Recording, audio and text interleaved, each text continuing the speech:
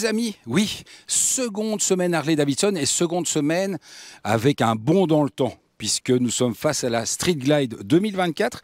En plus, vous avez la chance d'avoir la toute nouvelle couleur, donc il y avait déjà 4 couleurs qui étaient proposées au catalogue. Celle-ci est toute nouvelle, donc il y a 3 couleurs, on va dire normales, plus la couleur CVO. Donc tout nouveau modèle.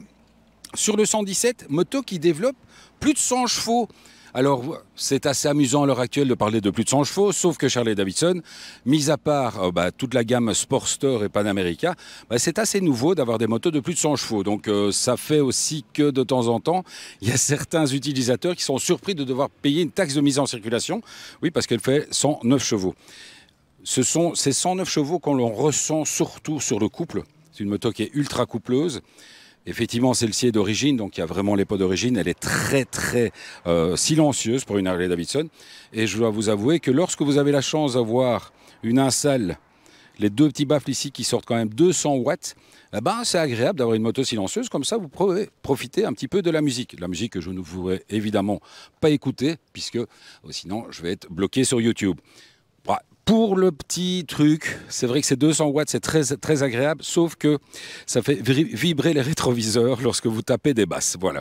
Alors, on va en revenir sur cet incroyable tableau de bord. Ici, je l'ai mis en touring.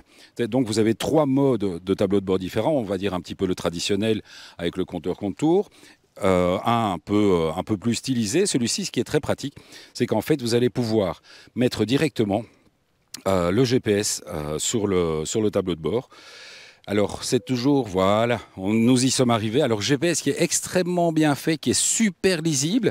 Vous allez pouvoir avoir 3 types de trajets. Donc, un trajet, on va dire, le plus rapide, un trajet où il va vraiment vous sortir des routes assez spectaculaires, et le trajet le plus économique. Voilà, ça fait partie des petites choses. Donc, vous allez pouvoir choisir avec ou sans autoroutes, etc.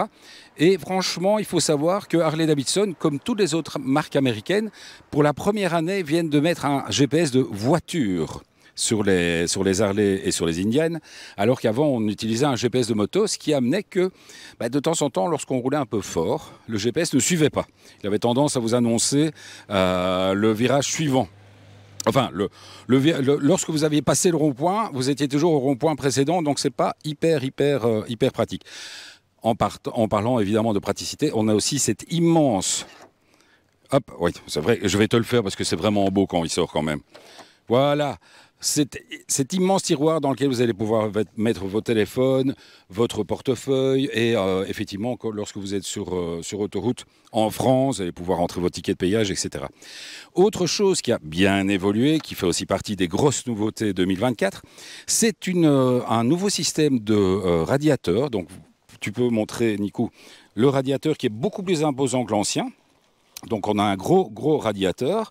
On va avoir ce gros radiateur est là pourquoi? Parce que ils ont maintenant fait un système de ventilation sur le second cylindre, le cylindre arrière qui avait tendance à chauffer.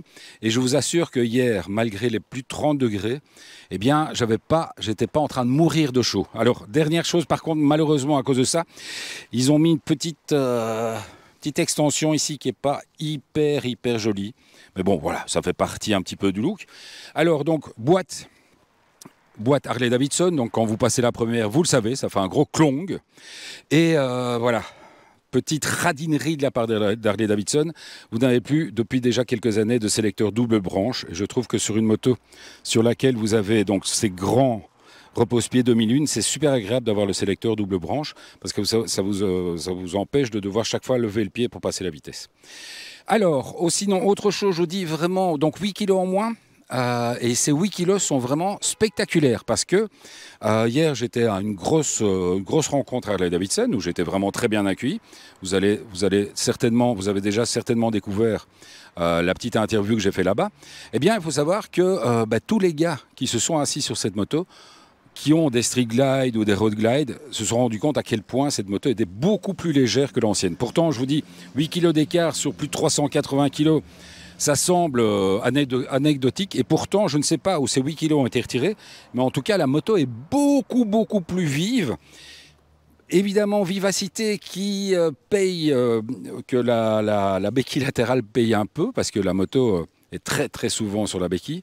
Ce sont des suspensions qui sont réglables à l'arrière. Malheureusement, pas comme sur la Street Glide, je vous avais montré la ST. Donc c'est une suspension qui est réglable là-bas, donc il faut démonter les valises. C'est pas très compliqué, mais c'est vrai que c'est un peu ralent. On aurait aimé, peut-être pour la prochaine fois, d'avoir un système de réglage pneumatique ou électronique sur les suspensions arrière. Ce sont des choses qui existent. Je vous l'avais montré sur la ST. Vous avez les deux petites bonbonnes qui ressortent ici au-dessus et qui sont plus faciles à prendre, à utiliser.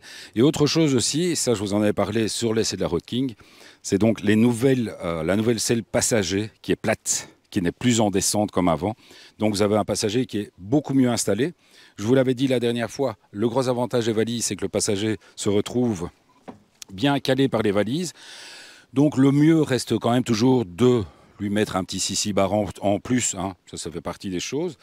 Et alors, autre chose aussi, chez RMC Classique, ils m'ont présenté cette Street Glide avec un petit top box arrière, qui est optionnel. Si vous prenez le Harley Davidson, ça fait assez mal, parce que c'est quand même 2000 €. Mais l'avantage, c'est que vous allez pouvoir mettre un top box que vous allez utiliser lorsque vous partez en vacances, mais que vous allez retirer lorsque vous n'en avez pas l'utilité. Donc ça, c'est quand même vachement important. Je le rappelle une fois de plus. C'est vrai que j'aime rappeler ça parce que je l'ai encore rappelé hier. N'oubliez pas qu'un gros top box avec les baffles, c'est au moins 40 kg. Et c'est 40 kg qui sont derrière et en hauteur. Donc c'est pas comme un passager. Parce qu'un passager, il va mettre ses pieds sur les repose-pieds. Donc il va disséminer son poids sur les repose-pieds. Alors qu'un top box, eh bien, vous allez avoir 40 kg qui sont au-dessus. Donc la moto va être beaucoup moins maniable et beaucoup plus difficile à manier. Donc je reste sur le maniable. Alors, dernière chose, c'est vrai que ça, on n'avait pas trop l'habitude chez Harley Davidson, mais voilà, ça suit un petit peu le mouvement avec toutes ces nouveautés, etc. Les doigts ont beaucoup de travail. La main gauche, vous allez rentrer dans les menus pour changer, etc. Vous avez le cruise control qui fonctionne très bien. Vous avez le traction control et vous avez le changement de mode moteur. Donc il y a 4 modes moteurs. Donc il y a sport, road, touring et rain. Non, il y a rain, sport, touring et le personnalisable. Je ne sais pas pourquoi je suis parti sur le dernier. Dernière petite filouterie, malgré le fait que ce soit une keyless, mais vous avez quand même toujours la clé que vous allez devoir utiliser pour bloquer la direction. Et vous avez le réservoir qui ne se ferme pas. C'est un peu, hein, les gars. Alors effectivement, Nico, très gentil de m'avoir rappelé qu'il y avait aussi la main droite. Donc main droite, là, c'est tout le système audio. Donc vous allez pouvoir avancer les plages, mettre plus fort, mettre moins fort. Vraiment un style qui fonctionne vraiment très bien.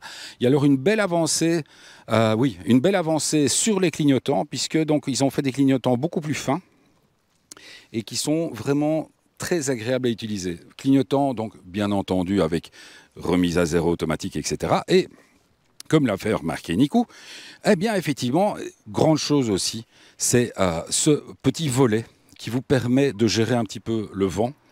Et je vous assure que c'est vraiment quelque chose de spectaculaire parce que lorsqu'il est fermé, vous avez énormément de turbulences dans le casque parce que le pare-brise n'est pas immense. Et vous allez vraiment pouvoir gérer ces turbulences en le mettant droit, un peu plus incliné, un peu plus vers le haut, un peu plus vers le bas. Donc franchement, c'est super pratique. Alors, on va quand même, avant de faire l'embarqué de bijoux, on va quand même un petit peu écouter ce que donne ce 1900 cm3 avec un pot d'origine. Attention, vous allez être déçus.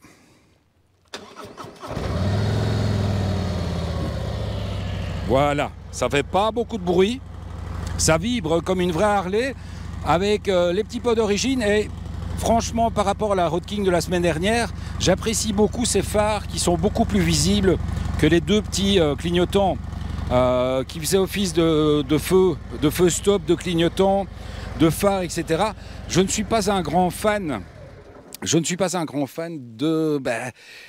Parce que je trouve que c'est pas hyper visible d'avoir toujours ces phares clignotants qui servent à tout. Donc voilà, allez, on se retrouve pour l'embarquer, les amis. Ce n'est pas la dernière Harley Davidson de la saison, puisque j'aurai encore une Panamérica 3e semaine de novembre. Donc j'attends avec impatience cette Panamérica, parce que c'est aussi une bécane que j'ai beaucoup appréciée. Je ne l'ai pas tout à fait retranscrit dans mon essai. Je le regrette encore, donc je veux absolument, cette fois-ci, vous présenter un très bel essai de la Panaméricaine. Allez, on se retrouve très bientôt les amis. Ciao!